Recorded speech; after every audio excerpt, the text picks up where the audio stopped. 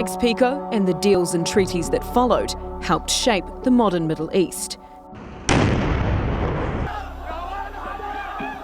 carving out nation-states along lines that ignored ethnic, religious and tribal links. Now some of the arbitrary borders of today's Middle East are moving, or even disappearing. In June 2014, the terrorist group Daesh captured vast amounts of territory across Syria and Iraq. It released this propaganda video announcing the end of Sykes-Picot, symbolically blowing up checkpoints along the country's borders.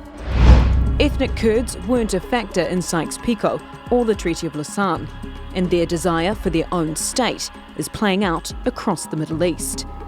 In Iraq, Kurds were given an autonomous region in the north in 2005, while in Turkey, the terrorist group, the PKK, has been at war with the Turkish authorities for decades. And their wing in northern Syria, the YPG, is taking advantage of the fight with Daesh, trying to carve out an autonomous territory. The borders drawn out for the Jewish homeland in Palestine are unrecognisable today.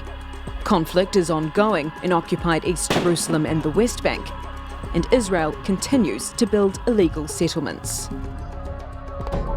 The longer this terrible civil war lasts, the harder it will be for the country to recover.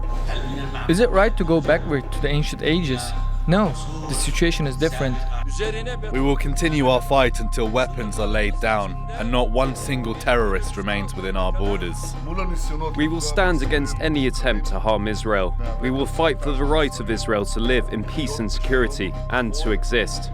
The scars left by the legacy of Sykes-Picot have been blamed for the conflicts in the modern Middle East, with some arguing it's time to redraw the borders. But what would remapping the Middle East look like?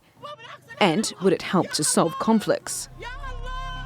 Syria is being ripped apart by 5 years of war, raising concerns over whether it will be able to remain intact and achieve peace. While Iraq's unity government is struggling to rebuild and deal with deep-rooted sectarian divides.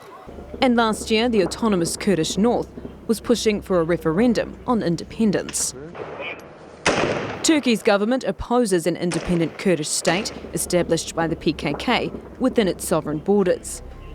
And Western support for Israel and its right to defend itself has hopes of a two-state solution in Palestine fading.